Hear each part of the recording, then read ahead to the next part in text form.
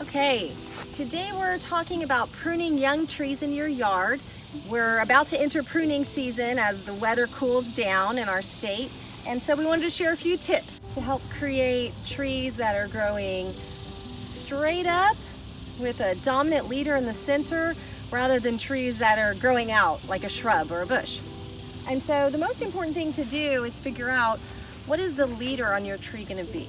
So that means what's going to be sort of the center point that has the dominant growth in your tree.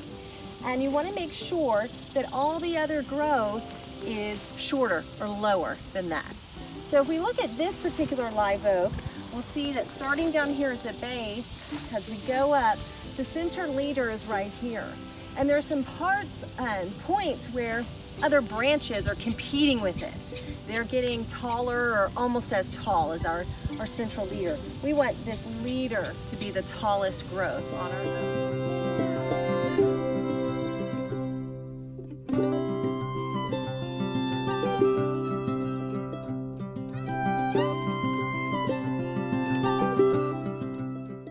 So we're just going to go in and cut back some of these other branches to bring them down a little bit. While you're at it, you can also trim back some of the growth that's going down or out in a way that doesn't look uniform or isn't appealing. Because if it's pointed in this direction, think of like angles and arrows in math class, back in algebra class. The direction it's pointing is the direction it's going to continue as it gets bigger. So if you don't like that direction, you'll be sure you want to take off those pieces as well. I see another one here that is growing horizontal, and I'm trying to train my tree at this young stage to grow up. So I'm going to take this off too. Or cut it, trim it back.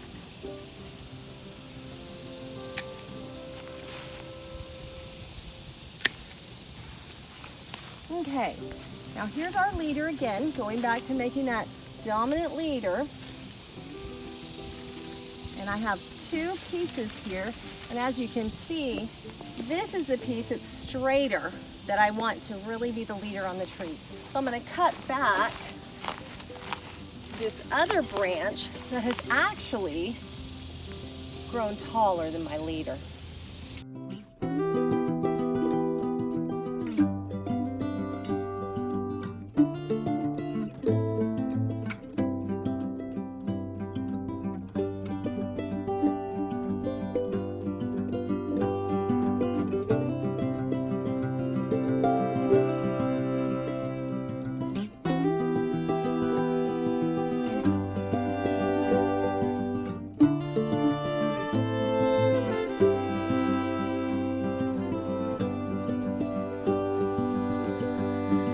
So tip number 2 is don't cut anything off that's smaller than your finger.